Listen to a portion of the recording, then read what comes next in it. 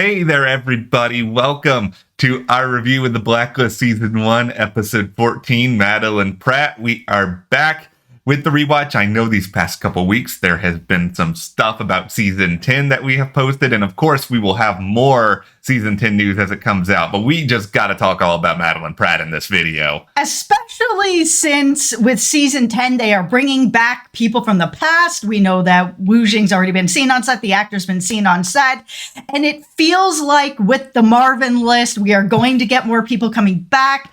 Madeline Pratt, I did some digging, I've seen some stuff, and I feel pretty confident that we could actually see her come back.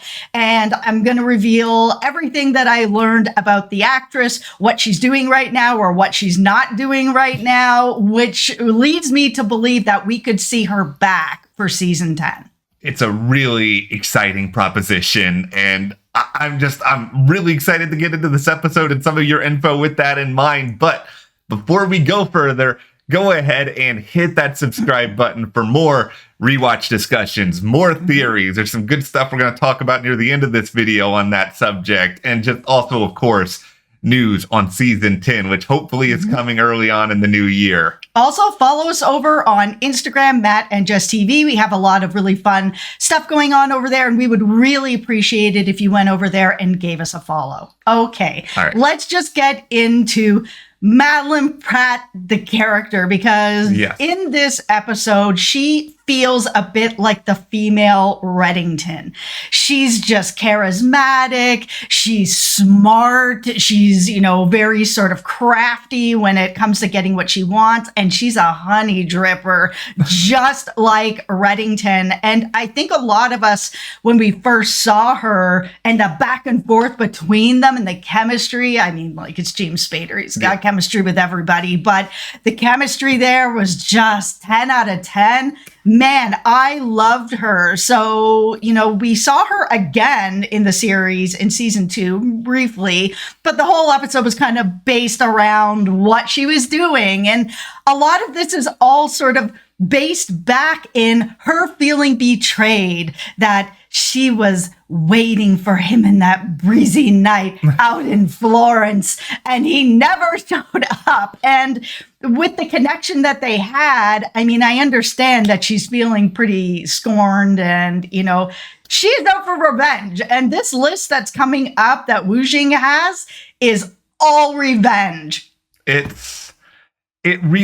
makes a lot of sense to see her again. Like, for starters, she's still out there. Like, this is not a character who, presumably is dead, is locked up somewhere. Like, she's someone who's out there. She's very, very memorable. I think if you sort of go back to Season 1, if you haven't at least rewatched Season 1 recently, I think there's probably 4 or 5 blacklisters who probably rise to the top of your head pretty quickly. I mean, the stew maker, at least to me, is obviously number 1, but Madeline's got to be number 2 or number 3 just because of that connection with Reddington that you mentioned. And when you really think a lot about some of the early blacklisters on this show, most of them are murderers, most of them are criminal masterminds, somewhere within that sort of vein. And she's a thief. She's just different than a lot of the others. She has her own code, and that plus her connection to Red, it makes her really, really fun to watch. Yeah, she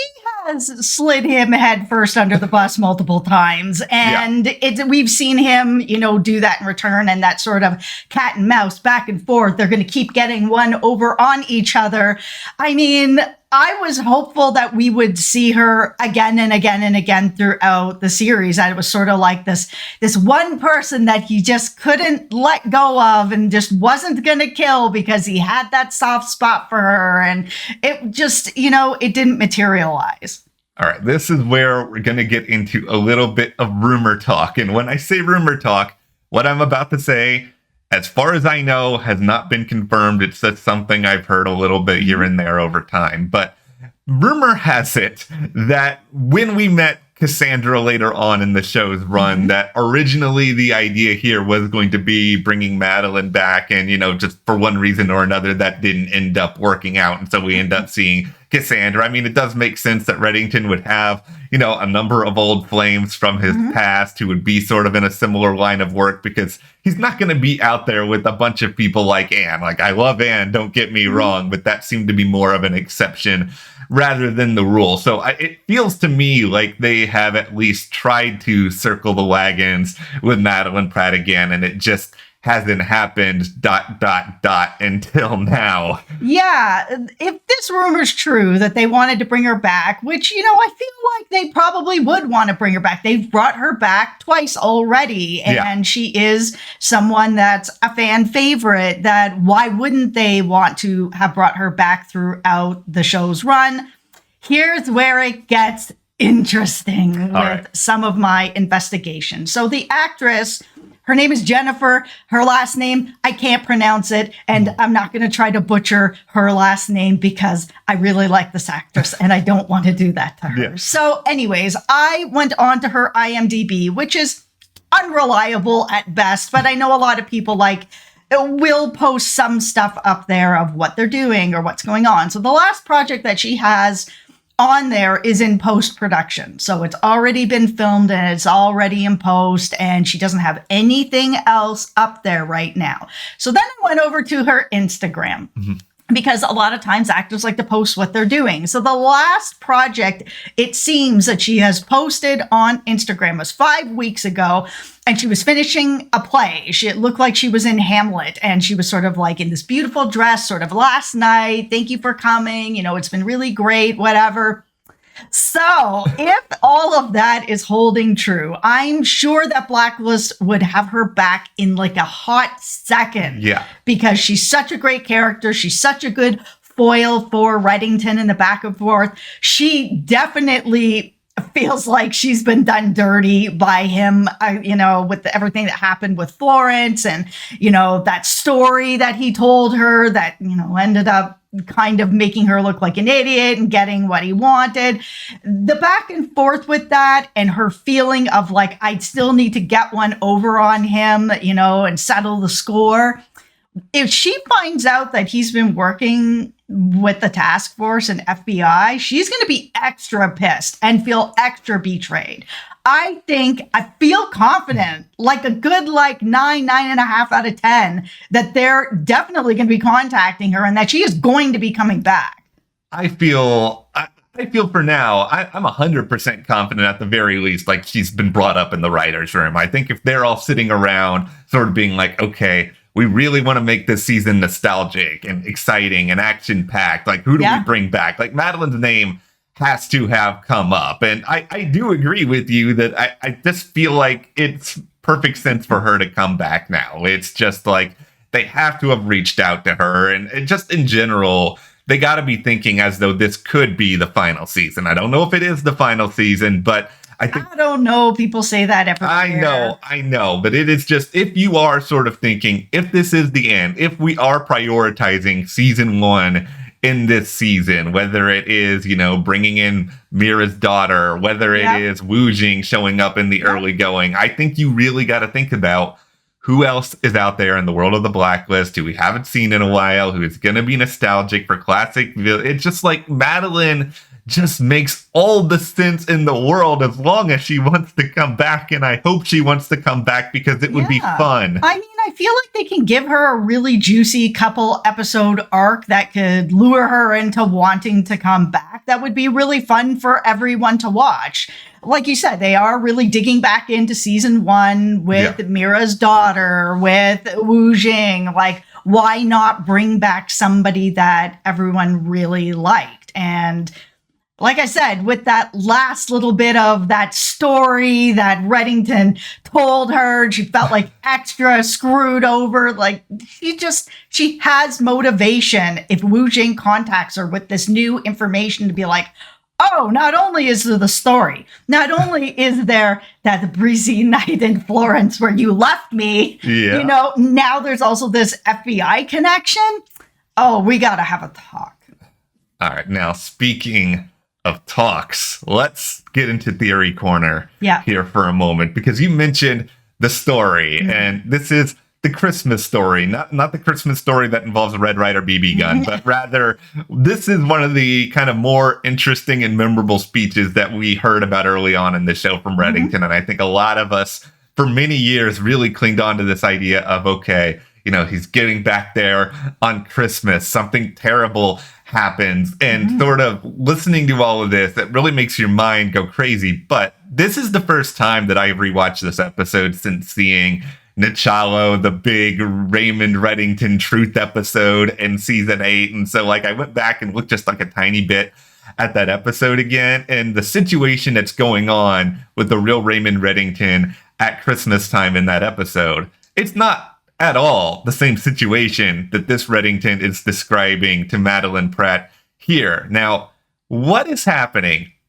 Here's the answer. Okay, I don't know if this is an answer, but it's your answer. Here's my answer for this right now. We know that Reddington likes to dive into half-truths all the time. Absolutely.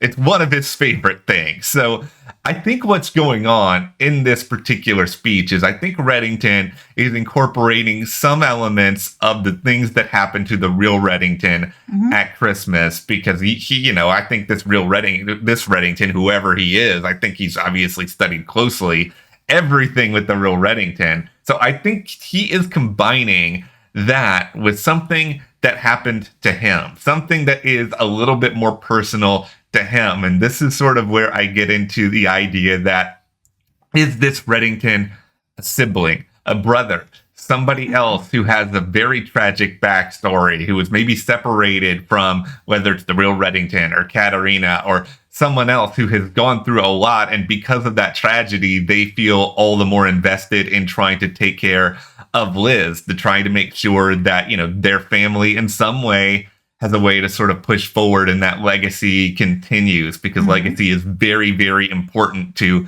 a lot of people. This is sort of and Reddington. For sure. I mean, so much of it was about, you know, keeping the empire going back before Liz died. So I just think that this speech does remain still very, very important, both in terms of how Reddington operates and the connections to the real Reddington, but it's clearly not the same experience we saw in Nachalo at all. No, and because of that, it's hard to know what stories really are the truth, because while, you know, there's the whole Reddington doesn't lie, he does stretch his truth, which is, you know, he'll have a little bit of truth in there, and then he'll sprinkle in what he needs to have in there to make movement happen, whether it's, I need to get out of this cell, I need to get information out of Madeline, I'll tell this little sprinkle of truth, and then I'll add a bunch of stuff that will pull at her heartstrings. Cool, I'm out of here now, I've got the information I need, and I'm moving on. And because that's set up really early in the series, he's such an unreliable narrator. And I don't say that as any sort of slight on him. No. We all love Reddington. He, like I said, he's a honey dripper, and he's great, and he has charisma, and he does tell truth, but he doesn't tell all the truth. He'll give just enough so that he can still be like, hey, I'm not lying, but you're adding some stuff that's kind of fluffing it out into something that's a little bit of truth and a lot of fluff that's working to make whatever he wants happen. So because that's set up as the narrative for this character so early on, it makes it difficult going throughout the series to hear all his stories and pick out the parts that are actually real, that are truthful, and then, you know, sift through the, okay, this probably isn't true, this part probably isn't true, but this part probably is true. So by the time we get to season 8, where he's like, oh, here's the whole truth, it's like, oh, just wait a minute here, man, because we've seen you throughout all these seasons give a little bit of truth and then a bunch of things that aren't true. So it's the same thing. You got to kind of dig through to get to the truth, because it's in there, but there's a bunch of other stuff in the way.